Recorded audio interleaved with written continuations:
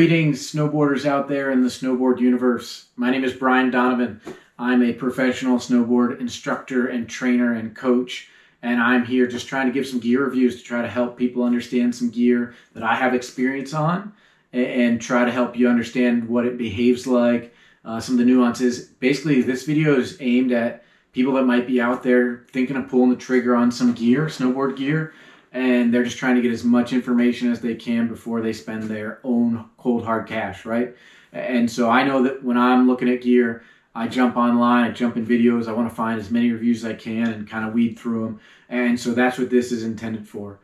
This is just my kind of unbiased opinions of my experiences on different gear. And I hope this information helps you understand the boards that we're talking about, the bindings we're talking about, things like that. So today we're talking about the K2 medium, and this is the K2 medium in size 152, and we're going to kind of talk about a little bit of the characteristics of this board and my experiences on it, what I think it does really well, what I think it doesn't do so well, kind of the personality of the board, again, driven from my own experiences. I hope this information helps. You know, again, we're talking K2 medium. This is like the Jake Kazik pro model. He designs a lot of the graphics. He designs kind of the style of this board as one of the flagship riders for K2. To me, this is a park-specific killer. Like, that's what this board's intended to be. It's a full camber profile. For me, I feel this board is a little bit stiffer, both torsionally, you know, like twisting the board, and from tip to tail, longitudinally or along the length. I feel this board's a little bit stiffer. I feel that this board, when I rode this board, I probably have 10, 12, 15 days on this board. I felt that this board, to me, really was like, again, park-specific killer. This board comes alive in medium and bigger parks. I would say like small park, it warms up. Medium park, it finds its happy spot. Large park, it hangs. And it has a lot to do with it being full camber and having a little bit of extra stiffness to it.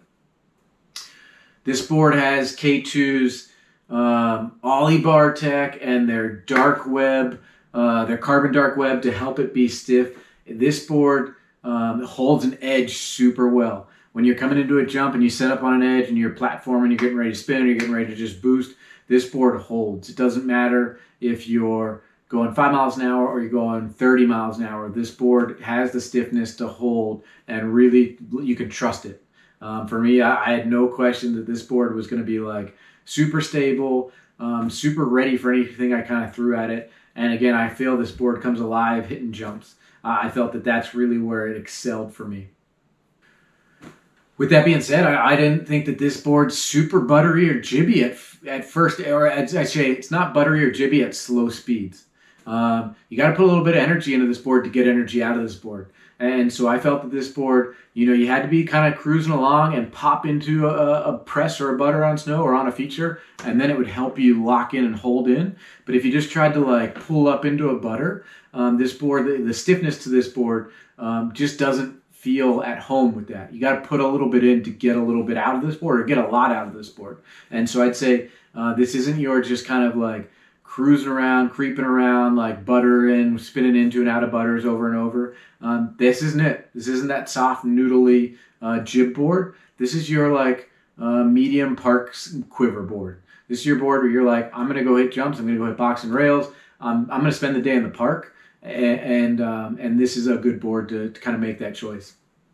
Again, we talked, this is the 152. That's kind of my Goldilocks zone for boards, is that 152 zone. So I really felt that this shape and this size was great. It felt like a 152.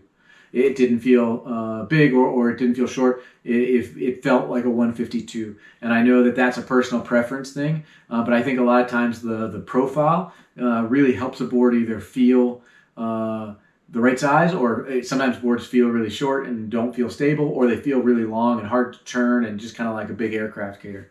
That's not the case with this. The K2 medium feels very true to shape. I think that's because it's full camber. I think it's because it's a true twin, both in flex and in shape. But again, whatever size you normally ride, I would encourage you to go with that same size when you go with the medium. because of a little bit of the stiffness to this board, it doesn't feel super quick edge to edge, or it doesn't feel super quick, turning.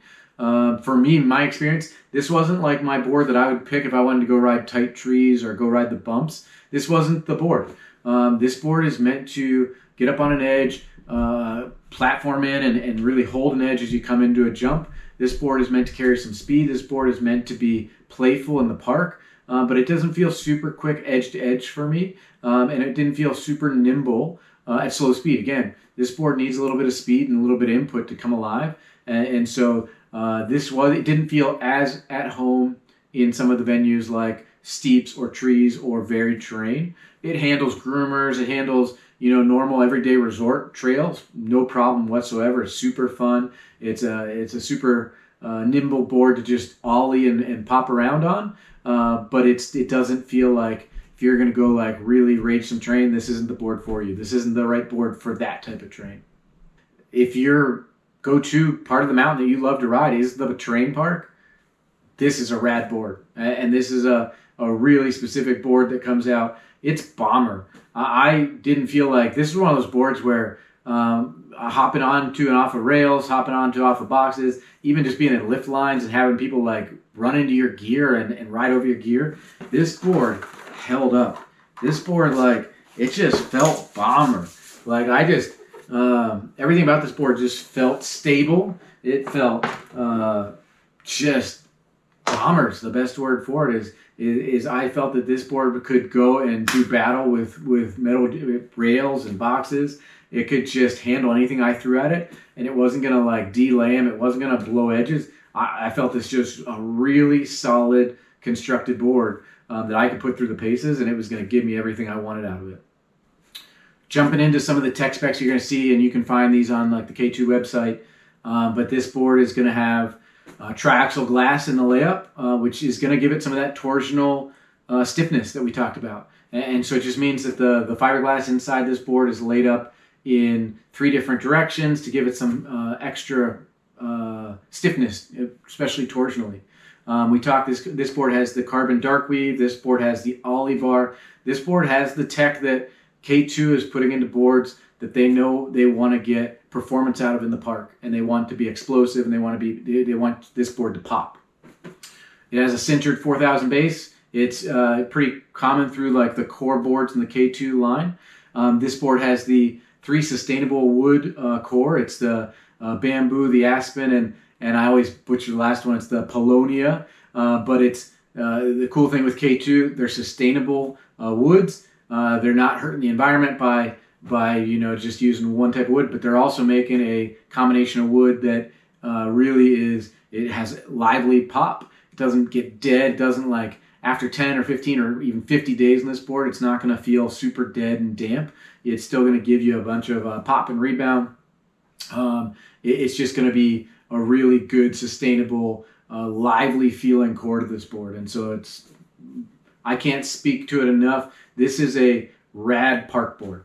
If that's your jam, if you want to be in the park and you want to get a board that's bomber, it's going to come alive, you're going to be able to trust when you hit any size jump, this is going to be a great option for you. I can't say that enough.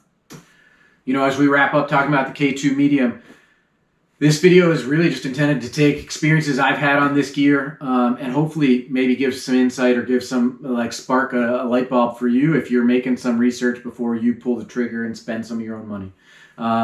The K2 medium, if I had to give an elevator pitch, it is